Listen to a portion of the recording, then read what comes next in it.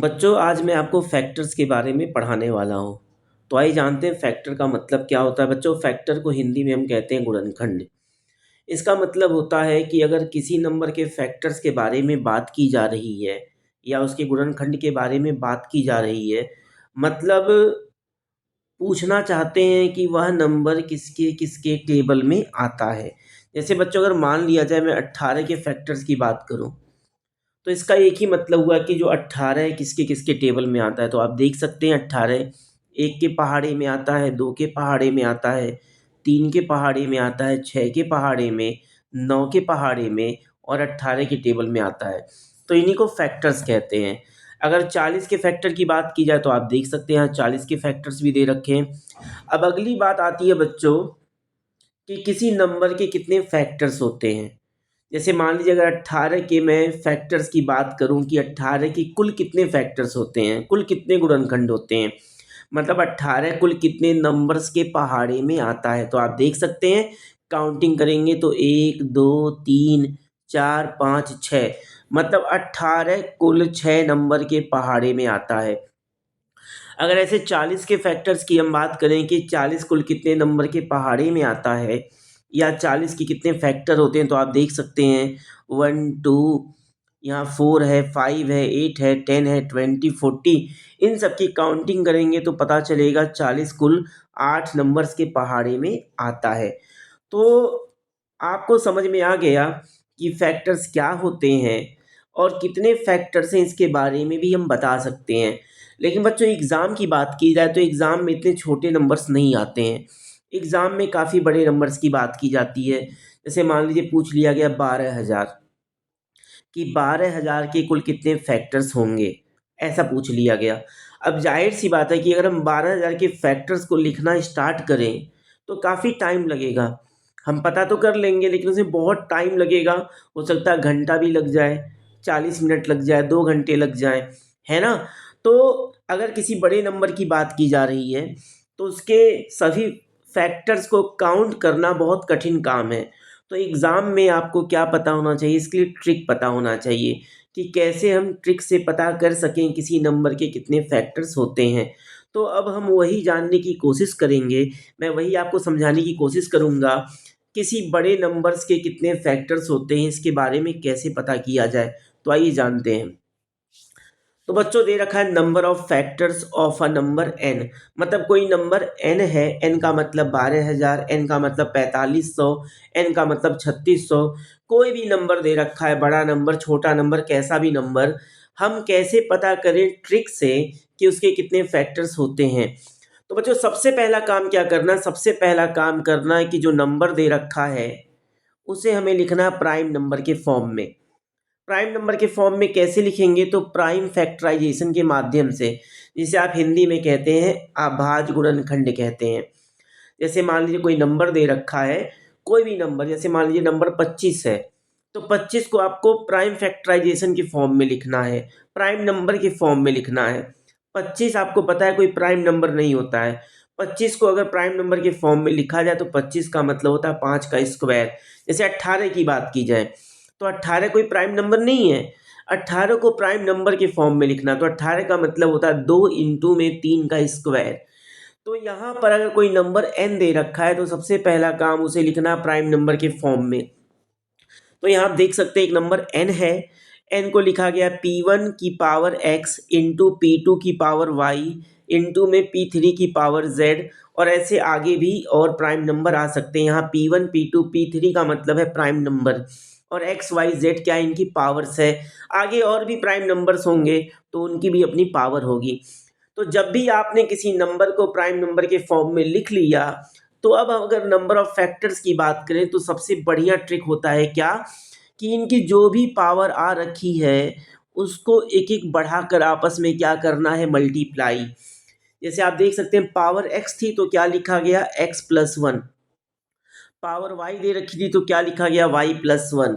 ऐसे power z थी तो क्या लिखा गया, z प्लस वन। तो जो भी पावर दे रखी होती है हम क्या करते हैं, उसे एक एक बढ़ाकर आपस में मल्टीप्लाई कर देते हैं, और मल्टीप्लाई करने के बाद जो आता है वही नंबर ऑफ फैक्टर्स होते हैं। क्लियर? अब कुछ एग्जाम्पल के माध्यम से समझने की कोशिश करेंगे कि हम कैसे पता करें किसी बड़े नंबर के कितने फैक्टर्स होते हैं। तो आइए देखते हैं पहला एग्जाम्पल। तो बच्चों यहाँ एग्जाम्पल दे रखा है, एक नंबर है 720। अब 720 के कितने फैक्टर्स होते हैं इसके बारे में हमें जानना है।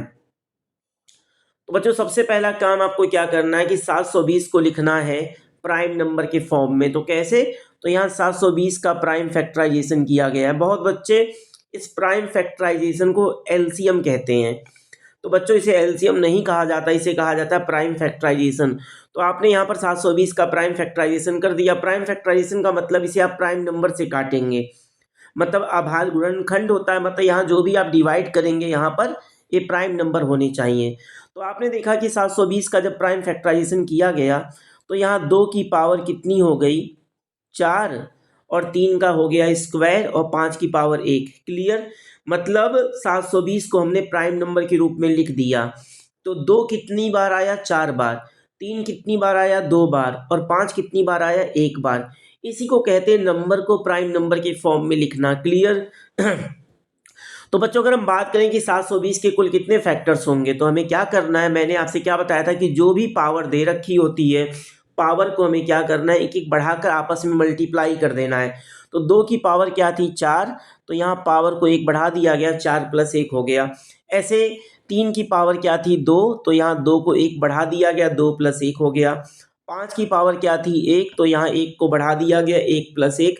तो इन सब का जब मल्टीप्लाई करेंगे तो यहाँ 5 हो जाएगा, फिर 3 हो जाएगा, फिर 2 हो जाएगा।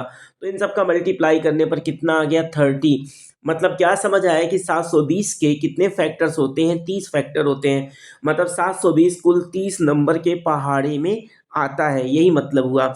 ऐसे एक नंबर देखिए और भी दे रखा है 1320। तो 1320 में भी यही कहानी होगी कि 1320 को जब आप 1320 को जब आप फैक्टराइज करेंगे प्राइम फैक्टराइजेशन के माध्यम से तो आपको क्या दिखेगा? 1320 का मतलब हो गया 3, 2 की पावर 3, 3 की पावर 1, 5 की पावर 1, 11 की पावर 1। फिर आप पावर को क्या करेंगे? एक एक बढ़ाकर आपस में मल्टीप्लाई करेंगे तो यहाँ पर क्या आ जाएगा? 32। इसका मतलब 1320 कुल 32 नंबर के पहाड़े में आता है। ऐसे जो भी नंबर होंगे, बड़े से बड़े नंबर होंगे, आप उन सब को ऐसे ही फैक्टराइज करके आप पता कर सकते हैं उसके कितने फैक्टर्स होंगे। अब आगे बढ़ते हैं। आगे हम बात करेंगे टाइप ऑफ फैक्टर्स के बारे में। तो बच्चों जब भी हम किसी नंबर के फैक्टर्स लिखते हैं, है ना, तो उन फैक्टर्स में कुछ होते हैं प्राइम फैक्टर्स, कुछ होते हैं कंपोजिट फैक्टर, कुछ होते हैं इवन फैक्टर, कुछ होते हैं ऑड फैक्टर्स, कुछ होते हैं परफेक्ट स्क्वायर फैक्टर्स, और कुछ होते हैं परफेक्ट क्यूब फैक्टर्स। तो ये सब टाइप ऑफ फैक्टर्स होते हैं। क्लियर? अब एग्जाम्पल के माध्यम से और अच्छे से समझेंगे। तो बच्चों यहाँ पर एक नंबर दे रखा है n। अब अगर n के बारे में बात की जाए तो n की वैल्यू दे रखी है 96। तो यहाँ पर 96 के जितने फैक्टर्स होते हैं इन सबको लिखा गया। तो आप देख सकते हैं 1 हो गया, 2 हो गया, 3, 4, 6, 8, 12, 16, 24, 48, 32 और खुद 96। तो ये 96 के कुल फैक्टर्स दे रखे हैं। अगर आप इनकी काउंटिंग करेंगे तो 96 के कुल 12 फैक्टर्स होते हैं। अब हम बात करेंगे इसमें कौन कौन से फैक्टर्स प्राइम हैं। तो प्राइम बच्चों इसमें क्या हो गया? 2 और 3। मतलब 96 के जितने फैक्टर्स हैं इसमें से केवल 2 ही फैक्टर्स क्या है? प्राइम है। ऐसे कंपोजिट की बात की जाए तो बच्चों कंपोजिट का मतलब होता है प्राइम और 1 को छोड़कर, क्योंकि 1 ना तो प्राइम होता है ना कंपोजिट होता है। तो 1 को छोड़ दिया मैंने और 2, 3 को छोड़ दिया। इसको छोड़कर जितने भी फैक्टर्स होंगे सारे के सारे क्या होंगे? कंपोजिट होंगे। कंपोजिट को हिंदी में भाज्य कहते हैं। तो जब भी हमें कंपोजिट के बारे में जानना हो तो हम क्या करते हैं कि जितने प्राइम फैक्टर दे रखे हैं और साथ ही साथ 1 को भी टोटल में से हटा दिया जाता है, वही क्या होते हैं? कंपोजिट फैक्टर्स होते हैं। अब हम बात करेंगे इवन फैक्टर्स के बारे में। तो बच्चों आप देख सकते हैं यहाँ पर कुल 12 फैक्टर्स दे रखे हैं। अगर हम इवन की बात करें तो इवन का मतलब जो 2 के पहाड़े में आने वाले फैक्टर हैं, तो क्या हो जाएगा? 2 हो गया, 4 हो गया, 6 हो गया, 8 हो गया, 12 हो गया, 16 हो गया, 24 हो गया, 32 हो गया, 48 हो गया, 96। ये सारे के सारे फैक्टर्स क्या हैं? तो सारे के सारे फैक्टर्स क्या हैं? इवन फैक्टर्स हैं। अगर ऑड की बात की जाए तो जाहिर सी बात है इवन को अगर हटा दिया जाए तो जो बचा उसी को ऑड कहेंगे। तो ऑड फैक्टर कितना हो गया, 1 और 3। अगर हम बात करें परफेक्ट स्क्वायर के बारे में कि यहाँ पर कितने ऐसे फैक्टर्स हैं जो परफेक्ट स्क्वायर हैं, तो परफेक्ट स्क्वायर का मतलब होता है जैसे 1 हो गया, 4 हो गया, 9 हो गया, 16 हो गया, 25 हो गया। इन सभी नंबर्स को आगे अब बढ़ेंगे, 36 हो गया, 49 हो गया, है ना। 49 के बाद 64 हो गया, 81 हो गया, 100। इनको परफेक्ट स्क्वायर कहा जाता है। तो फिलहाल अगर हम बात करें 96 में कौन कौन से परफेक्ट स्क्वायर प्रेजेंट हैं, तो बच्चों यहाँ पर 1 एक परफेक्ट स्क्वायर नंबर होता है, 4 एक परफेक्ट स्क्वायर होता है, 16 एक परफेक्ट स्क्वायर होता है। ये सारे के सारे यहाँ मतलब 3 इन टोटल फैक्टर्स में से 3 ऐसे फैक्टर्स हैं जो क्या है, परफेक्ट स्क्वायर हैं। ऐसे परफेक्ट क्यूब होता है, तो आपको पता है परफेक्ट क्यूब क्या होता है, 1 हो गया, 8 हो गया, 3 का क्यूब 27 होता है, 4 का क्यूब 64 होता है। फिलहाल अगर 96 के परफेक्ट क्यूब फैक्टर्स की बात की जाए तो यहाँ केवल 2 ही होंगे। कौन कौन से होंगे, तो एक 8 हो जाएगा और एक 1 हो गया। यही 2 ऐसे फैक्टर्स होंगे जो कि क्या होंगे, परफेक्ट क्यूब होंगे। आगे मैं आपको बताऊंगा इनकी संख्या कैसे पता की जाती है। क्लियर, तो आगे बढ़ते हैं। अब हम जानेंगे कैसे हम पता करें। अब तक तो हमने जान लिया फैक्टर्स क्या होते हैं, कितने फैक्टर्स होते हैं, कैसे पता किया जाए। फैक्टर्स के प्रकार जान लिए, टाइप्स जान लिए, कौन कौन से फैक्टर्स होते हैं। अब आगे हमें जानना है किसी भी संख्या के कितने इवन फैक्टर्स होते हैं, कितने ऑड फैक्टर्स होते हैं, कितने कंपोजिट फैक्टर्स होते हैं, कितने प्राइम फैक्टर्स होते हैं, इनके बारे में हम जानेंगे। तो नंबर अगर छोटा है तो हमें किसी ट्रिक की आवश्यकता नहीं होती है, लेकिन अगर नंबर बड़ा है तो बिना ट्रिक के काम नहीं चलेगा। तो जैसे मान लीजिए कोई नंबर दे रखा है n, और इस n को लिखा गया है प्राइम नंबर के फॉर्म में। क्लियर, तो जब प्राइम नंबर के फॉर्म में लिखा गया तो मान लिया मैंने एक प्राइम नंबर 2 है जिसकी पावर x है, और बाकी जो भी प्राइम नंबर हो, p1 हो गया, p2 हो गया, आगे p3 भी होंगे, है ना। तो इवन फैक्टर्स तभी होंगे जब जाहिर सी बात है 2 एज अ प्राइम नंबर उस संख्या में मौजूद होगा, है ना, तभी इवन फैक्टर्स की हम बात करेंगे। तो बच्चों अगर आपने किसी नंबर को आपने इस फॉर्म में लिख लिया प्राइम नंबर के फॉर्म में, तो अगर हम इवन फैक्टर्स के बारे में बात करें तो हमें क्या करना, 2 की जो भी पावर दे रखी है उसे आप एज इट इज लिख देंगे x, और बाकी पावर को क्या करेंगे, एक एक बढ़ाकर जैसा कि पहले किया गया था। तो इनका आपस में मल्टीप्लाई करेंगे, मल्टीप्लाई करने पर जो भी आएगा वही नंबर ऑफ इवन फैक्टर्स होंगे। आया समझ में। अभी एग्जाम्पल से समझते हैं। मतलब इवन फैक्टर्स में हमें क्या करना है, 2 की पावर को बढ़ाना नहीं है, 2 की जो भी पावर दे रखी है उसे एज इट इज हम मल्टीप्लाई करेंगे और बाकी प्राइम नंबर की पावर को बढ़ा देंगे। जैसे अगर हम 720 की बात करें तो अभी हमने देखा था कि 720 का मतलब होता है 2 की पावर 4, 3 का स्क्वायर और 5 की पावर 1। अगर मैं पूछूं 720 के कितने इवन फैक्टर्स होंगे, तो हमें क्या करना है, यहाँ पर 2 की पावर दे रखी है 4, इसको एज इट इज, और बाकी पावर को यहाँ पर बढ़ा दिया गया, और इन सब का मल्टीप्लाई करेंगे तो कितना हो गया, 24। क्लियर, 24। मतलब 720 के 24 ऐसे फैक्टर्स होते हैं जो क्या होते हैं, इवन होते हैं। आगे हम बढ़ते हैं और जानने की कोशिश करेंगे ऑड फैक्टर्स के बारे में। तो अगर ऑड फैक्टर्स की बात की जाए तो इसका दो तरीका होगा। पहले तरीके की बात करते हैं। तो यहाँ मान लिया जाए कि कोई नंबर दे रखा है, जब उसको प्राइम नंबर के फॉर्म में लिखा गया तो कुछ ऐसा हुआ। ठीक है, 2 की पावर x, मतलब 2 एज अ प्राइम नंबर है, बाकी जो भी प्राइम नंबर हो, p1 हो गया, p2 हो गया, p3 हो गया। तो अगर इसके ऑड फैक्टर्स की बात की जाएगी तो ऑड फैक्टर का फॉर्मूला होता है, यहाँ पर हमें 2 की पावर लेनी ही नहीं है, 2 की पावर को बिल्कुल छोड़ देना है। बाकी क्या करेंगे, जितनी भी पावर दे रखी है प्राइम नंबर की उन सबको एक एक बढ़ाकर आपस में मल्टीप्लाई कर देंगे। तो यही क्या होगा, नंबर ऑफ ऑड फैक्टर्स। और अगली चीज, इसका दूसरा भी तरीका होता है क्या, कि जितने टोटल फैक्टर्स होते हैं उसमें से हम number of even factors minus करके भी पता कर सकते हैं। क्लियर। एक बात आपसे और भी बतानी है, अगर कोई नंबर ऐसा है जिसको जब प्राइम फैक्टराइजेशन किया गया और उसमें 2 आया ही नहीं, तो उसमें कोई भी इवन फैक्टर होगा ही नहीं, सारे के सारे फैक्टर्स क्या होंगे, ऑड होंगे।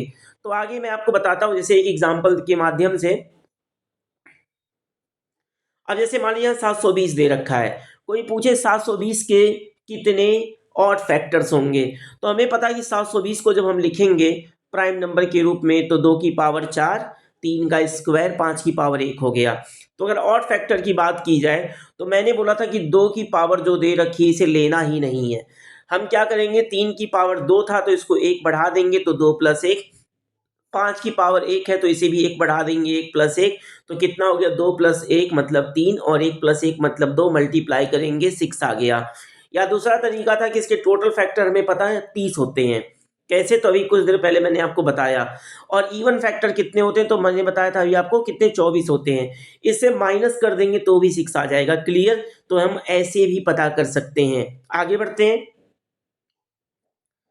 अब हम जानेंगे नंबर ऑफ प्राइम फैक्टर्स के बारे में कि किसी भी संख्या के कितने प्राइम फैक्टर होते हैं। तो इसमें केवल हमें एक ही काम करना होता है, क्या, कि प्राइम नंबर को काउंट करना होता है और कुछ भी नहीं करना है। जैसे मान लीजिए अगर हम 80 के बारे में बात करें तो 80 का मतलब होता है 2 की पावर 4 और 5 की पावर 1 होता है। तो काउंट किया जाए तो यहाँ केवल 2 ही प्राइम नंबर है। एक प्राइम नंबर हो गया 2 और एक प्राइम नंबर हो गया 5। मतलब 80 के जितने भी फैक्टर्स होते हैं उसमें से 2 ही फैक्टर प्राइम होते हैं। समझ में आया? टोटल कैसे निकालेंगे, टोटल निकालना आता है, ये उसका फॉर्मूला मैंने पहले ही बता दिया है। अब अगर 720 की बात की जाए तो हमें पता है 720 को हम लिख सकते हैं 2 की पावर 4, 3 का स्क्वायर, 5 की पावर 1। तो अगर मैं आपसे पूछूं इसमें कितने प्राइम फैक्टर्स हैं तो सिंपली काउंट कर लेंगे तो एक 2 हो गया, एक 3 हो गया, एक 5। मतलब यहाँ पर 720 के जितने भी फैक्टर्स हैं उसमें से केवल 3 ही फैक्टर्स ऐसे हैं जो कि क्या है, प्राइम फैक्टर हैं। आगे बढ़ते हैं। अब हम बात करेंगे कंपोजिट फैक्टर्स के बारे में। तो कंपोजिट फैक्टर्स पहले भी मैंने आपको बताया था कैसे निकालते हैं। तो टोटल में से 1 को माइनस कर देते हैं क्योंकि 1 ना तो कंपोजिट होता है और ना ही क्या होता है, प्राइम होता है। और क्या करते हैं, प्राइम को माइनस कर देते हैं। तो कंपोजिट फैक्टर का फॉर्मूला क्या, नंबर ऑफ कंपोजिट फैक्टर्स का फॉर्मूला क्या होता है, टोटल फैक्टर से हम माइनस करेंगे प्राइम फैक्टर्स और माइनस में 1। जैसे फिर से 720 का एग्जांपल लेते हैं। 720 का मतलब आपको पता है 2 की पावर 4, 3 का स्क्वायर, 5 की पावर 1। तो अगर इसके हम कंपोजिट फैक्टर की बात करें तो क्या होगा, 30 - 3 - 1। क्यों 30? तो 30 इसके टोटल फैक्टर्स होते हैं, पहले ही बताया जा चुका है। और 3 इसके प्राइम फैक्टर्स होते हैं, देख सकते हैं। एक प्राइम फैक्टर 2 है, एक 3 है, एक 5। तो इनकी संख्या कितनी हो गई, 3। और एक हो गया 1। तो जब हम यहाँ माइनस करेंगे तो हमें पता है इसकी वैल्यू क्या हो जाएगी, 26 हो जाएगी। तो 720 के जितने फैक्टर्स होते हैं उसमें से 26 फैक्टर कैसे होते हैं, कंपोजिट। अब यहाँ एक नंबर दे रखा है 6300। 6300 के बताने हैं आपको कितने कंपोजिट फैक्टर्स होंगे। तो कमेंट बॉक्स में बस आप जाके केवल नंबर लिख दीजिए कि 6300 के 6300 के कितने कंपोजिट फैक्टर्स होते हैं। क्लियर? तो आशा करता हूँ कि जो फैक्टर्स मैंने आपको बताया ये आपको समझ आया होगा। बाकी इसका सेकंड पार्ट लेकर आऊँगा मैं, जिसमें मैं आपको बताऊँगा, ये जिसमें आपको मैं बताऊँगा परफेक्ट स्क्वायर्स फैक्टर के बारे में, परफेक्ट क्यूब फैक्टर्स के बारे में, और साथ ही साथ कुछ और फैक्टर्स के अच्छे क्वेश्चंस के बारे में भी बताऊँगा। तो अगले वीडियो को भी आप ज़रूर देखिएगा और थैंक यू वेरी मच। तो मेरे चैनल को आप सब्सक्राइब कीजिए जिससे आपको अच्छी से अच्छी नॉलेज मिले मैथ्स की। और ऐसे ही मैं आपको बहुत सारे अच्छे वीडियोस देता रहूँगा। Thank you.